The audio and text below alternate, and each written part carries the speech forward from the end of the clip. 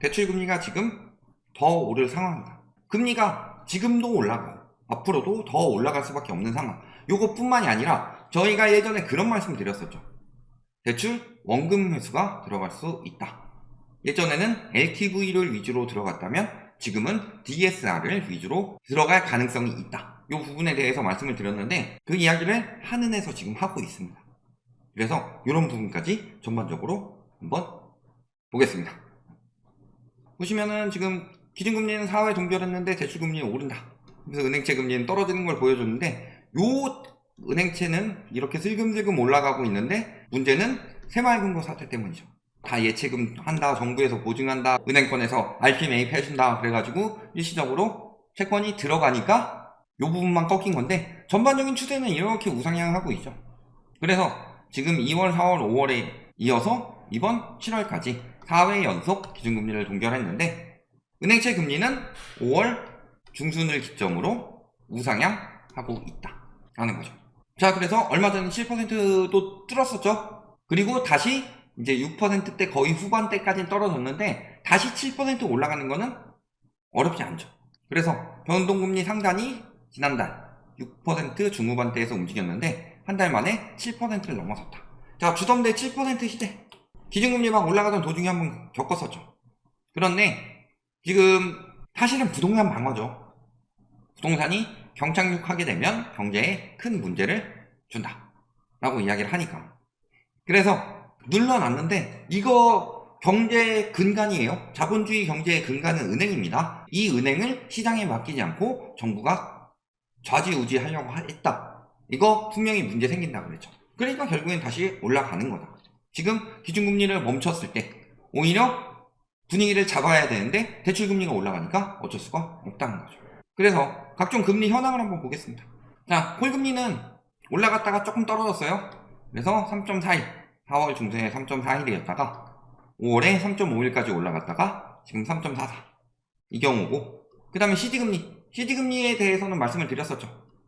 3.45에서 지금 3.76까지 갔다가 3.75로 쭉 고정인데 이거 잠깐 있다가 한 이틀 있다가 쭉 고정인데 이 부분에서 말씀을 드렸어요.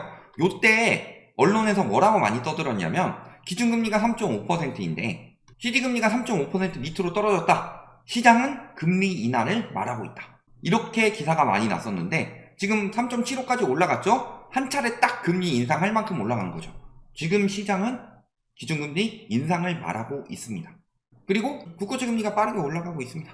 자, 그래서 1년물 3.23, 2년물 3.29, 3년물 3.24, 그 다음에 4년물 3.23, 그 다음에 5년물 3.22. 요 정도가 저점이었는데 지금 다 3.67까지 올라가죠. 그 다음 금융채 금리 역시도 3.5에서 3.9 이 정도 사이였는데 지금은 3.8에서 4.3 가까이. 그러니까 금융채 금리도 굉장히 지속적으로 오르고 있는 중입니다.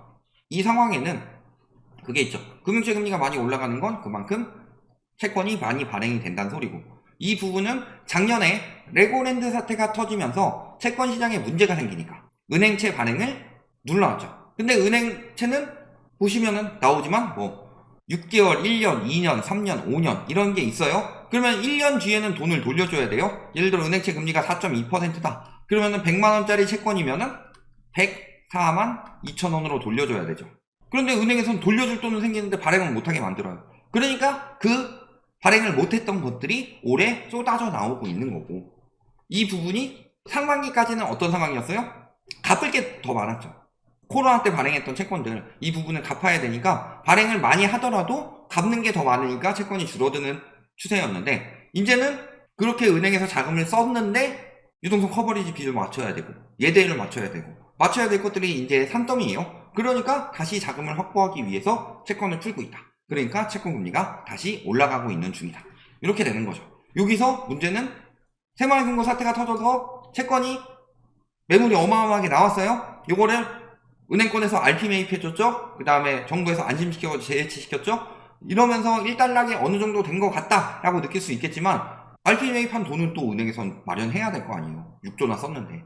그럼 또 그만큼 채권이 발행될 수 있다. 아니면 예금으로 유치를 할 수 있다. 그런데 예금 금리가 올라가든 채권 금리가 올라가든 얘네는 같이 올라가는 거예요. 왜? 예금금리가 3%에서 안 올라가는데 채권금리가 4%까지 올라가요. 그러면 누가 예금을 해요? 채권을 사지. 그러면은 채권 가격은 눌러지고 또 그러면은 예금으로 자금 확보하기 위해서 예금금리가 올라가죠. 이러면서 맞춰져 가면서 올라가는 거예요. 그만큼 자금 조달 비용이 늘어나는 거고, 이게 대출금리 인상을 압박을 한다는 거죠. 그래서 코픽스 금리가 최고 안 나올 때 신규 취급액 기준 같은 경우는 5월 중순에 제일 안 나왔죠. 3.44. 근데 이때 굉장히 이상하다고 그랬어요. 모든 채권금리가 다 올라갔는데 신규 취급액 기준에 코픽스가 떨어졌다. 그리고 단기도 3.26. 요때를 저점으로 했고 지금 잔액 기준은 계속 올라가고 있죠.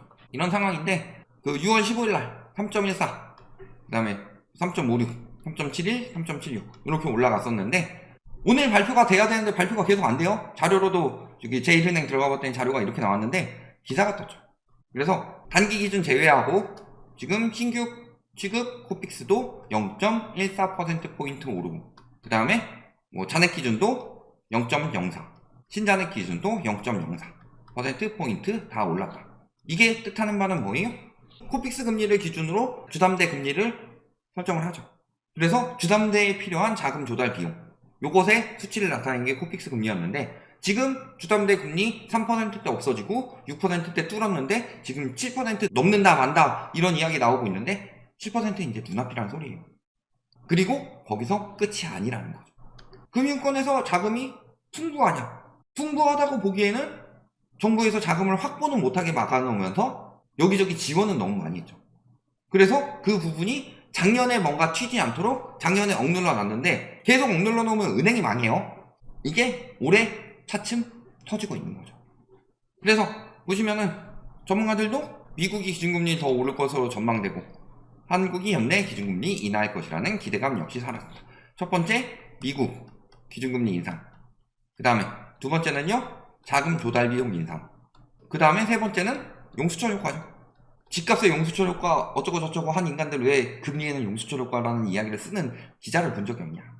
눌렀던 거. 왜 원래 수준은 이 정도가 돼야 되는데 뭐 안 되게 이렇게 눌러놨으니까 이게 튀는 거다 다시. 이 부분인 거죠. 그러니까 이제 규제 탓합니다. 한국만 이렇다. 왜?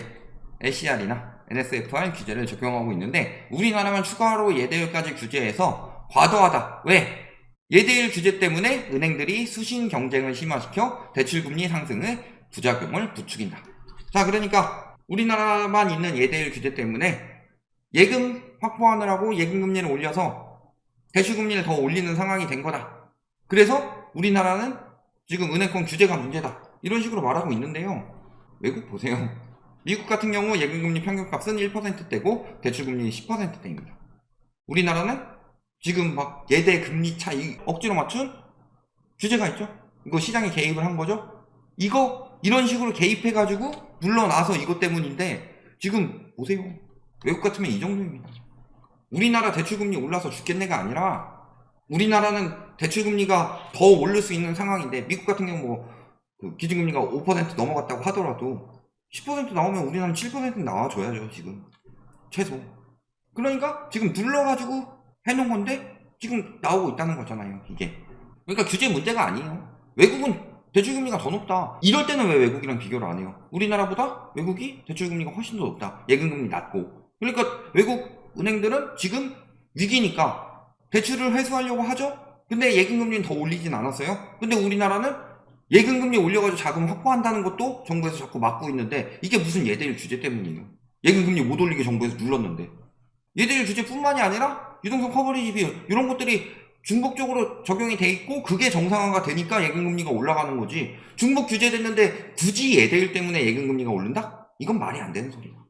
왜? 지금도 예대율보다 유동성 커버리지 비율을 유예됐던 것들을 하나하나씩 맞춰가면서 은행에서 채권을 발행하고 금리가 올라가고 있다. 이런 기사들이 나오고 있는데. 그러니까 뭐 하나라도 규제 더 없애려고 자꾸 안 좋은 이야기를 하는데요. 저건 예대율 문제는 아닙니다. 물론 언젠가는 없어져야 될 규제이긴 한데 지금은 아니죠. 왜? 우리나라 DSR 적용이 언제 됐는데? 미국 같은 나라는 DSR을 옛날부터 적용을 했으니까 바젤3 처음에 그 논의된 게 MB 정부 때 말기였어요. 그러니까 미국은 훨씬 전부터 DSR을 적용을 했는데 우리나라는 미뤄서 문재인 정부 말기 때나 DSR 적용을 했으니까 문제가 크죠. DSR의 문제가 지금 굉장히 커요. DSR 비중도 안 맞고. 그러니까 규제를 해야죠. 왜냐면 안 하게 되면은 여러 은행들의 문제가 터질 수가 있는데 그게 어느 정도 정상화가 된 다음에 폐지가 되든가 해야죠. 그래서 중금리 대출은 벌써 상한선입니다. 이제 2060 가면은 금리가 최대치입니다. 그래서 금리 상한 한도 상호금융 10.5, 카드 13, 캐피탈 15.5, 저축은행 17.5인데 여기 카드 12.14 요거 제외하고 지금 다 대출 상한선까지 대출 금리를 올리고 있다. 그러니까 위험하다는 거예요. 왜? 여기서 더 빨리 회수를 하고 예금을 더 확보하고 그 다음에 금리를 더 올려서 회수를 해야 되는데 얘네가 돈이 없어요. 돈이 없고 올리지도 못해. 그런데 돈이 없으니까 예금금리 올리는데 대출금리는 지금 상한선이라서 더 올리지를 못해요. 계속 자금을 확보해야 되니까 예금금리 올리는데 들어오는 돈으로 계속 이자를 줘야 되는 상황이죠. 그러니까 이금융권 부실이 점점 더 커져갈 거다. 여기에 문제는 PF 문제도 생기고 있고 그래서 이금융권 경고를 저희가 작년에도 많이 했어요. 올해도 했고 그러다가 결국에는 하나하나씩 터지고 있죠. 부랴부랴 맞고 있는 거 아니에요. 그리고 저 카드사는 금융당국에서 또 누르고 있습니다. 상생금융 이놈의 상생금융. 근데 상생금융이 1금융권까지는 통할 수가 있어요. 1금융권은 그래도 우리나라는 외국에 비해서 투자보다는 예대 수익이 많기 때문에 위험한 수준까지는 아니다. 그런데 2금융권은 그렇지가 않죠. 그런데 뭐 카드사 이런 데도 카드사 같은 경우는 신용도가 높은 사람들한테 막 빌려주거나 하는 게 아니잖아요. 카드에서 보면은 카드론 혹은 리볼빙 이런 것들 대출 금리를 봐봐요. 그 와중에도 빌려 쓰는 사람들은 급전이 필요한 사람들이죠. 그러니까 신용도가 높은 사람들이 아니란 말이에요. 신용도가 높으면은 마통을 쓰든가 아니면은 대출을 받았겠죠. 1금융권에서. 그런데 저런 곳까지도 상생금융을 강요를 하는데 1금융이니까 됐지. 지금은 그렇지도 않죠. 그래서 보시면은 순이익이 거의 4분의 1 토막이 날아갔다. 그런데도 또 상생금융 이야기를 하고 있다. 그러면서 또 강권하는 건 아니다. 왜냐면 이걸로 욕 많이 먹었거든. 강권하는 게 아니더라도 저 말 안 들으면 어떻게 될까요?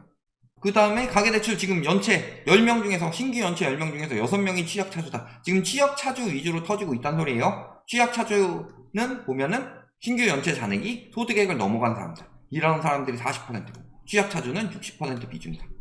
그리고 이 연체율 상승 압력이 은행보다 비은행 금융기관에서 크게 나타난다. 누가 많이 받아서요? 다중채무자. 그럼 다중채무자는 크게 세 가지로 나뉘죠. 영끌 수요든가 아니면 자영업 수요든가 아니면 생계비 부족해서 생기는 수요든가. 근데 요 수요가 많냐? 요 수요는 비중이 그렇게 많지 않아요. 이쪽에서 많이 나오는데 자영업 부분은 어느 정도 또 빠졌죠. 영끌 많이 들어갔다는 거죠. 영끌이 많다. 이 부분에 대해서 확실시 되는 게 자영업 같은 경우는 막 돈을 쌓아두고 있는 게 아니라 거기다 투자를 하죠. 고소득이 아니라 소득을 많이 못 내고 있는 사람들이죠. 생계비 부족한 사람들도 소득이 부족한 사람들이죠. 그런데 보면은 고소득자 소득 상위 20%가 대출액 53%를 차지. 자, 그러니까 지금 대출의 태반은 고소득자가 가지고 있고 이 고소득자들은 소득이 높은데 자영업자들은 지금 알바생보다 소득 안 나온다고 하고 있어요. 생계비 부족한 사람들도 아니죠. 그러니까 고소득 영끌들이 많이 물렸다는 소리죠. 이들이 지금 대출의 반 이상을 차지하고 있다. 상위 20%가. 그리고 지금 DSR 70% 이상이 41.4%에 달한다. 겹치는 부분이 굉장히 많겠죠. 그래서 한국은행에서 무슨 이야기를 했냐면요.